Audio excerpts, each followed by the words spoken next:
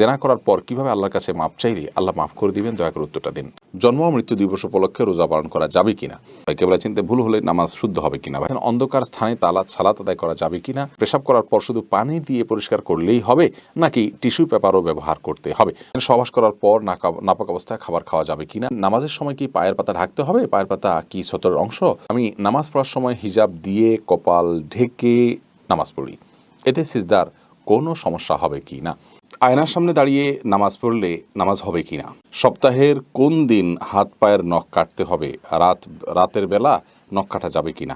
সোহেল রানা জানতে চেয়েছেন সপ্তাহের কোন দিন হাত পায়ের নখ কাটতে হবে, রাতের বেলা নখ কাটা যাবে কিনা। দেখুন, রাতের বেলা নখ কাটা যাবে, এতে কোনো অসুবিধা নেই। রাতের বেলা নখ কাটার কোনো নিষেধাজ্ঞা নেই। আমাদের দেশে অনেকে মনে করেন রাতের বেলা নখ কাটা যায় না। আর সপ্তাহের কোন দিন আপনি নখ কাটবেন এ বিষয়ে কোরআন এবং হাদিস আপনাকে নির্দিষ্ট করে কোনো দিন করতে বাধ্য করেনি। তবে হ্যাঁ, জুমার দিন উপলক্ষে জুমার সালাতের আগে আগেই আমাদেরকে পরিচ্ছন্ন হওয়ার নির্দেশনা ইসলামে দেওয়া হয়েছে। এরপরের প্রশ্ন হলো, আয়নার সামনে দাঁড়িয়ে নামাজ পড়লে নামাজ হবে কি না। দেখুন, আয়নার সামনে দাঁড়িয়ে সালাত আদায় করার ব্যাপারে আমরা এর আগেও বলেছি যে এটি সালাতের বিশুদ্ধতার জন্য সরাসরি প্রতিবন্ধক নয়, কারণ সালাত বিশুদ্ধ হওয়ার জন্য তার কিছু পূর্ব শর্ত আছে, সেগুলো পাওয়া যেতে হবে। সালাতের ভেতরকার কিছু ফরজ আছে, সেগুলো আদায় করতে হবে, তাহলে সালাত আদায় হয়ে যাবে। অতএব সামনে আয়না থাকলে আপনার সালাতের কোনো ফরজ লঙ্ঘন হয়ে গেল, কোনো শর্ত লঙ্ঘন হয়ে গেল, এরকম নয়, যার কারণে এই অবস্থায় সালাত হয়ে যাবে। তবে হ্যাঁ, সামনে আয়না অথবা এমন কোনো কিছু রেখে সালাত আদায় করা মাকরুহ বা অপছন্দনীয় বা ভুল, সালাতের মানকে নষ্ট করে দেয়। যা সামনে থাকলে তার মনোযোগ সেদিকে আকৃষ্ট হয়ে যায়, সালাতের মনোযোগ নষ্ট হয়ে যায়, এরকম কোনো কিছু যেন সামনে না থাকে। যেহেতু আয়না সামনে থাকলে তার দিকে আমাদের নজর চলে যাবে, আমরা আমাদের মনোযোগ থাকবে আয়নার দিকে, বা আমরা আমাদের চেহারা দেখব, বা শরীরের কোনো ভালো মন্দ দিকগুলো আমরা সেখানে দেখতে পাবো, সেগুলো নিয়ে আমরা ভাবনার জগতে ডুবে যেতে পারি। এই জায়গা থেকে সামনে আয়না রেখে সালাত আদায় করা উচিত নয়। যদি কেউ সামনে আয়না রেখে সালাত আদায় করেন এবং আয়নার উপরে কোনো কাপড় বা কিছু দিয়ে ঢেকে দেন, তাহলে সেক্ষেত্রে সমস্যা থাকছে না। আর আশেপাশে যদি অন্য কোনো জায়গাতে তিনি দাঁড়াতে পারেন আয়না ছাড়া, তাহলে সেটা হবে সবচেয়ে উত্তম এবং নিরাপদ। এরপরে প্রশ্ন করেছেন মোহাম্মদ আনোয়ারুল ইসলাম, আপনি জানতে চেয়েছেন ওযু করার পর লোশন বা ক্রিম ব্যবহার করে সালাত আদায় করা যাবে কিনা। যাবে, কোনো অসুবিধা নেই, এতে সালাতের কোনো ক্ষতি হবে না। তাহমিন আক্তার করেছেন, আর আপনার প্রশ্নটি হলো, আমি নামাজ পড়ার সময় হিজাব দিয়ে কপাল ঢেকে নামাজ পড়ি, এতে সিজদার কোনো সমস্যা হবে কি না।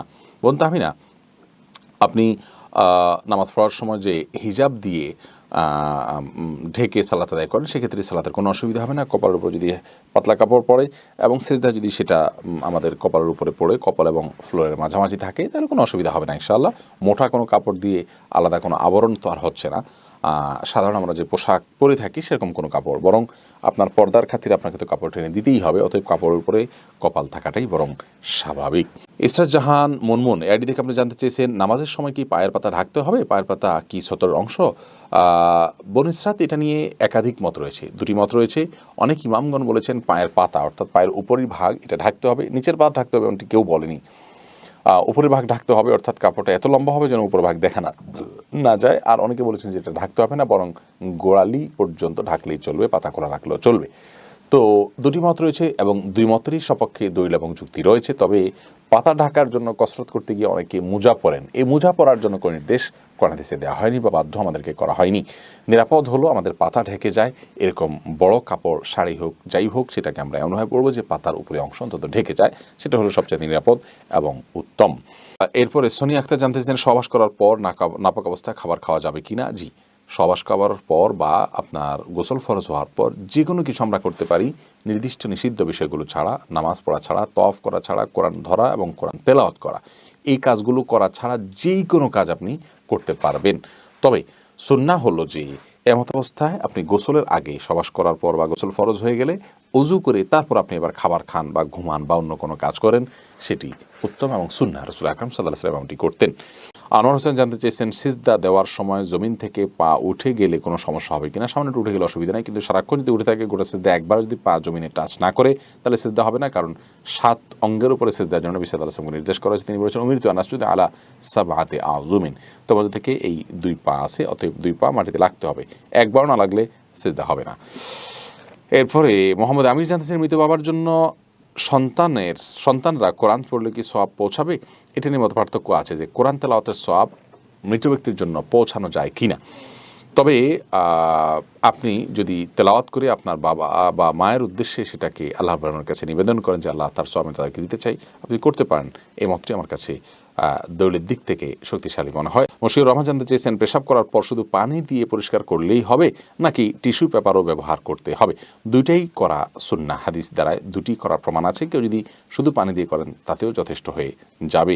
সোহানুর রহমান সোহাগ আপনি জানতে চেয়েছেন, জন্ম ও মৃত্যু দিবস উপলক্ষে রোজা পালন করা যাবে কিনা? না ভাই, জন্মদিবস উপলক্ষে আপনার রোজা পালন করার দরকার নেই। রাসূল আকরাম সাল্লাল্লাহু আলাইহি ওয়াসাল্লাম সোমবারে সিয়াম রাখতেন এবং সে সম্পর্কে তিনি বলেছেন যে আমি সোমবারে সিয়াম রাখি কারণ যাকা ইয়াউমুন ওয়ালিদতু ফি, কারণ সেদিনে আমার জন্ম হয়েছে। তো এটি তিনি করেছেন, কিন্তু অন্য কাউকে করতেও বলেননি। আর তার অনুকরণে কোনো সাহাবী নিজ নিজ জন্মের দিনটাকে রোজা রেখে পালন করেছেন এমনটিও আমরা পাই না। যার কারণে এটাকে আমরা রাসূল আকরাম সাল্লাল্লাহু আলাইহি ওয়াসাল্লামের জন্য খাস এবং স্পেশাল একটি আমল হিসাবে গণ্য করব। এটি হলো বিশুদ্ধতম মত। আর মৃত্যু দিবস উপলক্ষেও কোনো রোজার বিধান নেই। বাবা মা বা প্রিয়জন কারোর মৃত্যু দিবস উপলক্ষে রোজা রাখার জন্য কোনো নির্দেশ আমাদেরকে দেওয়া হয়নি। কোরআন এবং হাদিস যা নির্দেশ করেন সেটাকে ইবাদত হিসাবে যদি আমরা করি, ইবাদত হিসাবে করলে সেটি বিদআত হিসাবে গণ্য হবে। আর এমডি মুখতার হোসেন আপনি জানতে চেয়েছেন, নামাজে প্রতি রাকাতে প্রতিটা সূরার আগে কি বিসমিল্লাহ বলতে হবে? প্রত্যেক রাকাতে প্রতিটা সূরার আগে বিসমিল্লাহ পড়বেন যদি একটা নতুন সূরা আপনি শুরু করেন, কারণ বিসমিল্লাহির রহমানির রহিম এটা হলো নতুন সূরা শুরু করার সময় পড়া সুন্নাত। যার কারণে আপনি একটি নতুন সূরা যখন শুরু করবেন, যেমন সূরা ফাতিহার পর আপনি সূরা ফালাক শুরু করলেন, তাহলে আপনি যখন বিসমিল্লাহির রহমানির রহিম পড়ে তারপর সূরা ফালাক পড়বেন। এটা হলো সুন্নাহ। প্রত্যেক রাকাতে এটি করবেন। প্রেমময় আইডি থেকে জানতেছেন, জেনা করার পর কিভাবে আল্লাহর কাছে মাপ চাইলে আল্লাহ মাফ করে দিবেন, দয়া করে উত্তরটা দিন। দেখুন, আল্লাহর কাছে মাপ চাওয়ার জন্য প্রথম শর্ত হলো, মাপ পাওয়ার জন্য প্রথম শর্ত হলো নিজের কৃতকর্মের জন্য প্রচণ্ডভাবে লজ্জিত হওয়া যে আল্লাহ তাআলা এত ইহসান করেছেন, আমি এত দুর্বল, আমাকে এত শক্তিশালী করেছেন, আমি আল্লাহর আয়াত নির্দেশকে লঙ্ঘন করলাম, নিমক হারামি করলাম। এই জন্য লজ্জিত হওয়া, ভবিষ্যতে আর করব না মর্মে প্রতিজ্ঞাবদ্ধ হওয়া এবং যা হয়েছে তার জন্য আল্লাহর কাছে ক্ষমা চাইতে থাকা। বাস এই শর্তগুলো পূরণ করলে ইনশাআল্লাহ তাআলা জিনার গুনাহ মাফ করে দিবেন। সাইম আলামিন জানতে চেয়েছেন, আমি কাতার প্রবাসী, গাড়ি চালায়, মাগরিবের নামাজ অনেক সময় রাস্তায় পড়তে হয়, কেবলা চিনতে সমস্যা হয়, কেবলা চিনতে ভুল হলে নামাজ শুদ্ধ হবে কিনা? ভাই সাইম, কেবলা দিকে ফিরে সালাত আদায় করা ফরজ, অতএব কেবলা আপনাকে রক্ষা করতেই হবে, কেবলা ছাড়া সালাতে হবে না। তবে হ্যাঁ, আপনি যে বিষয়টি খেয়াল করতে পারেন তা হলো যে কেবলা আপনাকে অবলম্বন করার ক্ষেত্রে লক্ষ্য করতে হবে এমন কোনো জায়গায় গেলেন যেখানে আপনি হয়তো কেবলার দিকে ফিরে সালাত আদায় করার জন্য কেবলা আপনি খুঁজে পাচ্ছেন না বা কেবলা নিরূপণ করতে পারছেন না। এরকম যদি হয় তাহলে সেক্ষেত্রে আপনি যে কাজটা করবেন তা হলো আশপাশের মানুষ থেকে সাহায্য নেবেন। কারো কাছে সাহায্য নিলেন না, আজকাল গুগল থেকে সাহায্য নিতে পারেন, সেটাও করতে পারলেন না, কেবলা নিরূপণ করতে পারলেন না, তাহলে সেক্ষেত্রে আপনি যেটি করতে পারেন তা হলো আপনি নিজে তাহাররি করবেন। তাহাররি মানে হলো কোন দিকে কেবলা হতে পারে অনুমান করে সেটা বের করবেন। ইনশাআল্লাহ এটা অনুমান করে যদি বের করেন তাহলেই তাতেই আপনার সালাত হয়ে যাবে ইনশাআল্লাহ বিইذনিল্লাহ। মোহাম্মদ রাজু আহমেদ জানতে চাইছেন, চিংড়ি মাছ খাওয়া কি? চিংড়ি মাছ খাওয়া সম্পূর্ণ হালাল, জায়েজ।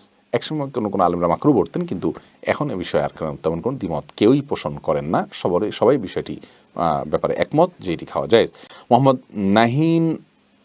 নাহিয়ান রহমান আপনি জানতে চাইছেন, অন্ধকার স্থানে সালাত আদায় করা যাবে কিনা? অন্ধকার স্থানে সালাত আদায় করা যাবে, কিন্তু রুকু সিজদা যাগুলো দেখা যায় এতটুকু আলো অন্তত থাকা উচিত। যদি সে ব্যবস্থা না থাকে কোনো কারণে সালাত হয়ে যাবে, কিন্তু অবশ্যই সালাত আদায়ের ক্ষেত্রে আপনার ইচ্ছাকৃতভাবে পরিপূর্ণ অন্ধকার করে ফেলবেন না যে রুকু সিজদার জায়গা আপনি দেখতে পাচ্ছেন না।